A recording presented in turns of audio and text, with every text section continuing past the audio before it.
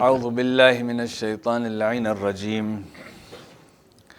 بسم الله الرحمن الرحيم.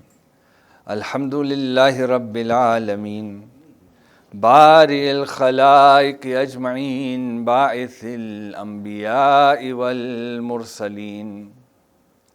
والحمد لله الذي لا يبلغ مدحته القائلون ولا يحصي نعماءه العادون ولا يؤدي حقه المجتهدون. الذي لا يدركه بعد الهمم ولا يناله غوص الفطن.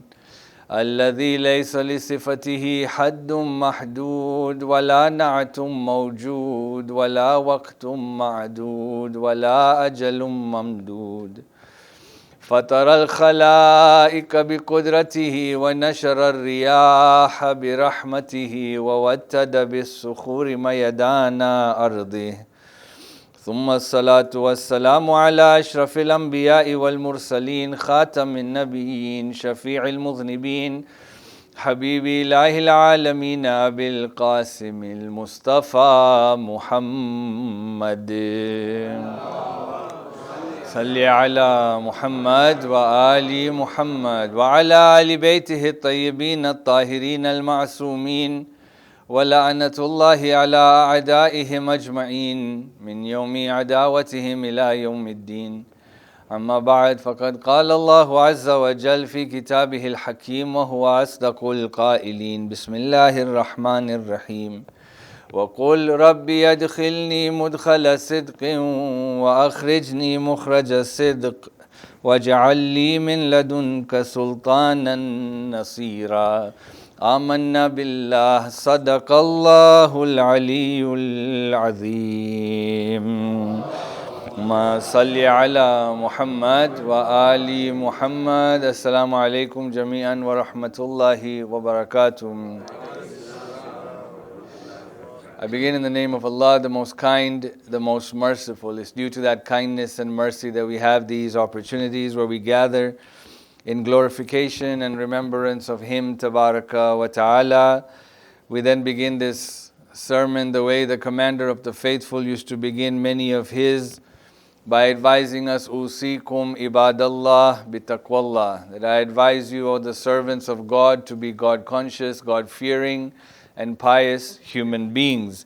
We are discussing the right that is taught to us by our fourth Imam alayhi salam, and that is Haqqus Sahib, the right of your companion. And we say that Imam alayhi salam has told us, Wa amma Haqqus Sahib, and the right of your companion, فَأَن تَصْحَبَهُ بِالْفَضْلِ مَا وَجَدْتَ إِلَيْهِ سَبِيلًا, that you should treat your companion and act with your companion with as much virtue and nobility as you can. That means you give as much good akhlaq as possible. فَلَا وَإِلَّا فَلَا أَقَلْ مِنَ الْإِنصَافِ. And if that is not possible to go above and beyond with virtue, then you should at least, at the very minimum, treat your companions with fairness and be fair with them. Last week we talked about who is a companion, and we looked at the Holy Quran to tell us who a sahib is.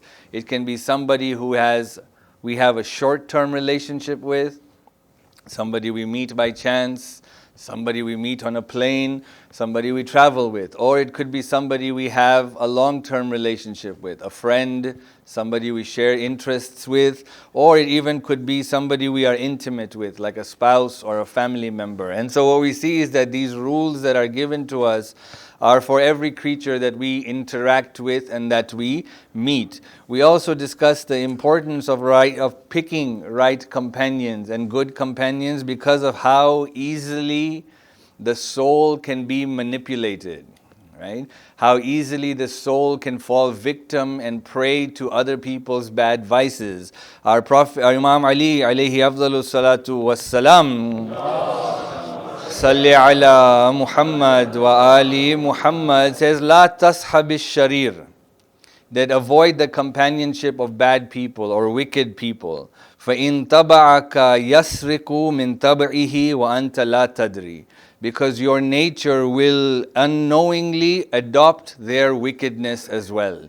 And we see this with our children, when they go to school or they interact with certain people, they begin to speak differently, use different words, have different interests, and we can see that from a young age of how easily they can be influenced. But what we sometimes fail to realize, is that it doesn't stop in our adolescence or in our youth. Until the time that we meet Allah subhanahu wa ta'ala, the soul can very easily be manipulated by the languages that we pick, by the things that we like. And so we have to be very careful about the people that we consider to be in our inner circles. Furthermore, when we look at the importance of picking the right companions, what we find is that we will be judged by who we hang out with. And rather, judgment should be passed based on who we hang out with. In today's terms, it's not just about who we hang out with, but it also applies to who we follow on social media, who we like on social media, who we befriend on social media. A lot of times people will call me from different parts of the world to say, there's a boy in this community or a girl in your community, tell me about them for marriage. And I say, I meet them at mosque. They're all very nice at mosque, I don't know what to tell you about them. I was like, but go check their social media. Yeah? See the things they like. See the kind of friends they have on social media. Because you can tell a lot about a person based on who they like and who they befriend. And there are tons of hadith regarding this. For example, it is said that Nabi Sulaiman alayhi salam, it was revealed to him that he says, La tahkumu ala rajulin bishay, that do not express an opinion about any person, hatta tanzuru ila man yusahib, until you see who the friends of that person are.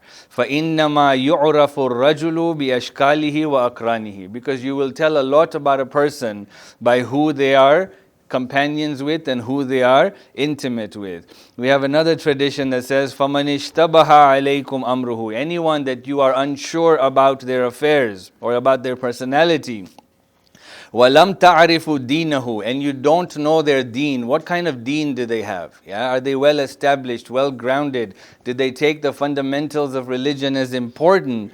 The hadith says, فَلْيَنْظُرُوا إِلَى خُلَطَائِهِ, look at who they hang out with. Amazing. This judgment that is being passed here is not by God, because God knows, right? And God knows, and He's told us in so many different ways that the people we hang out with will have an effect on us. And so Allah knows that if I hang out with a certain type of people, that will rub off on me, and it could have a negative effect if I am surrounding myself with negative people. But this reputation that we're talking about, our opinion, is of us, right? The opinions we make. And oftentimes the world that we live in, we say, and oftentimes we do utter this statement, I don't care what people think. No, we should care what people think. We should. Our reputation is important. Our reputation is a gift from God. Because we are the khulafa of Allah. We are His representatives. And so if I sully my reputation, I am sullying Allah subhanahu wa ta'ala. Right? This is why the traditions tell us what? Kunu zaynan lana.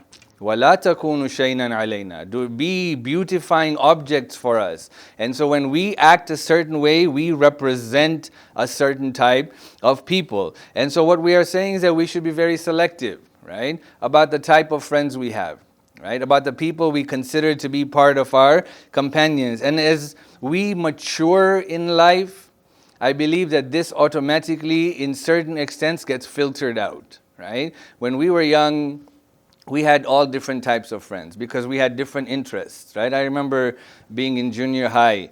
In junior high, we had friends who we would play sports with together, and so it was a mixture of friends. And then when we got to high school, that circle became smaller by people who we had other identifying markers with. Maybe culturally, we were the same, right?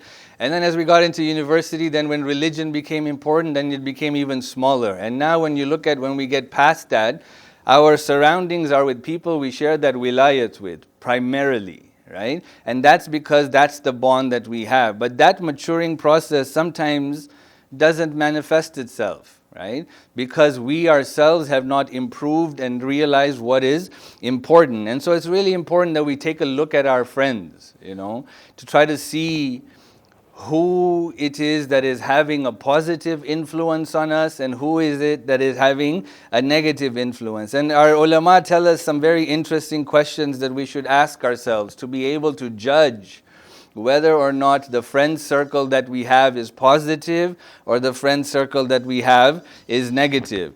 The first question they ask us to ask is, do we feel energized, and full of good thoughts and ideas when we hang out with certain types of people? Or after hanging out with certain types of people, do I feel as though my energy has been sapped? And so this is a really important question. Sometimes, we hang out with certain people. We may go out for dinner with friends. We may invite people over. And we leave there, we wanted to spend more time because it was actually beneficial, right? We gained something. We felt good during that process. That's a good thing, right? But sometimes we feel like, man, when are they leaving? This is too much for me to handle, because they're constantly negative. They constantly dominate the conversations. They constantly do all of these things where I feel like I am being sapped of energy. That's the first question that we have to ask. Good friends are those who are going to enrich me with life, not take my life away from me. Right? And so that's the first question that we have to look at ourselves to see what kind of friends do we have around us. The second one is, am I my best self when I hang out with these people? Or does my worst characteristics come out when I hang out with these people?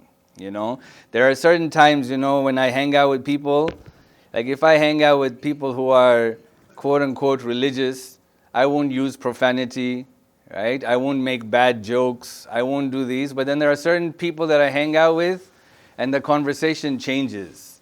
My style of talking changes. The jokes that I say change. That's not a good thing, where my worst characteristics come out when I hang out with certain types of friends, right? And so that's the second thing that we have to look at. And the third is, do these friends, right, take me down the path of the Prophet? And this is important, When we look at this, Islam is very particular, and it says that our friend circle is not limited to just Muslim friends, Sometimes the worst of friends are Muslim friends, But rather anyone who can take me down the path of the Prophet. I've had friends who, when we would go out, and I've given this example so many times, I used to live in LA. If you've ever been to LA, what you know is you drive for hours just to get somewhere. It's just part of the nature of Los Angeles, But this friend I would hang out with was a Christian guy, but he would find halal restaurants in our area. He would find it, And he said, let's go to this restaurant. They serve halal food, right? We would go to movies, and he would say, no, this is not a good movie. Let's not go to this. And he would select these things based on the criteria of morality. That was a good friend. Because he took me down the path of the Prophet every time, right? And so that's an important point that we have to ask, that these people get me closer to Allah subhanahu wa ta'ala. If we find that these friends that we have don't fit this criteria of making me feel good, the best version of me comes out, that they remind me of the Prophet, how do we put this nicely? We have some filtering to do. We have to do a little bit of cleaning out of the people that we allow in our inner circle. This is where the most dangerous and the most difficult aspect of this, and this is maybe another conversation, is that what if these negativity are there within my own family, for example, right? And so this is where, because we said sahib could be a friend or it could be somebody even more intimate than that, right? And that is where different aspects of akhlaq come into play, of how do we filter out, how much access do we provide. But if I find that I have these type of friends who bring me down, like I said, we have to do some cleaning out once in a while. But more importantly, I have to reevaluate my own soul to find out, why am I attracted to these type of friends? Because I picked them as my friends, right? And so there must be something inside of me that is still desirous for the things that they provide. And until I can clean out those desires myself, I will continue to attract friends who will have this negative effect on me. And so it comes back to being better ourselves. The better we become, when we live up to these criteria of friendship, what you will find is that I will automatically attract people who have similar qualities. And that is when we begin to have a wholesome circle around us. وآخر دعوانا الحمد لله رب العالمين. بسم الله الرحمن الرحيم. قل هو الله أحد الله الصمد لم يلد ولم يولد ولم يكن له كفوا أحد. صدق الله العلي العظيم. آل محمد اللهم صل على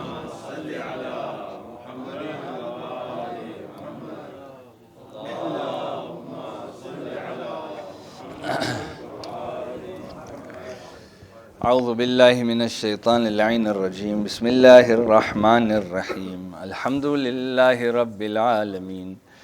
الحمد لله قاسم الجبارين مبير الظالمين مدرك الهاربين نكال الظالمين صريخ المستصرخين موضع حاجات الطالبين معتمد المؤمنين.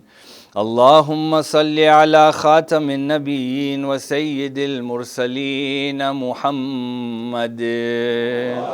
اللهم صل على محمد وآل محمد وصل على سيد الوصيين أمير المؤمنين علي بن أبي طالب عليه السلام محمد وآل محمد وصل على الصديقة الطاهرة فاطمة الزهراء سيدة نساء العالمين. ما صل على محمد وآل محمد وصل على سبتي الرحمة وإمامي الهدى الحسن والحسين سيدي شباب أهل الجنة. ما صل على محمد وصل على علي بن الحسين ومحمد بن علي وجعفر بن محمد وموسى بن جعفر وعلي بن موسى ومحمد بن علي وعلي بن محمد والحسن بن علي والحجة القائم المهدي. صل على محمد وآل محمد صلاة لا غاية لعددها ولا نهاية لمددها ولا نفاد لأمدها. اللهم اغفر للمؤمنين والمؤمنات والمسلمين والمسلمات الأحياء منهم والأموات وتابع بيننا وبينهم بالخيرات إنك مجيب الدعوات إنك على كل شيء قدير. اللهم صل على محمد وآل محمد. We woke up this week on Monday with some very tragic news across the world of a large earthquake, a 7.8 earthquake that devastated parts of Turkey and Syria. This earthquake sadly has taken, from the latest counts, these numbers keep going up every single day, that over 20,000 people lost their lives in this one tragedy, with over 70,000 injured. And this 70,000 seems like a low number, but the 70,000 injured, hundreds of thousands naturally left homeless because of what has happened.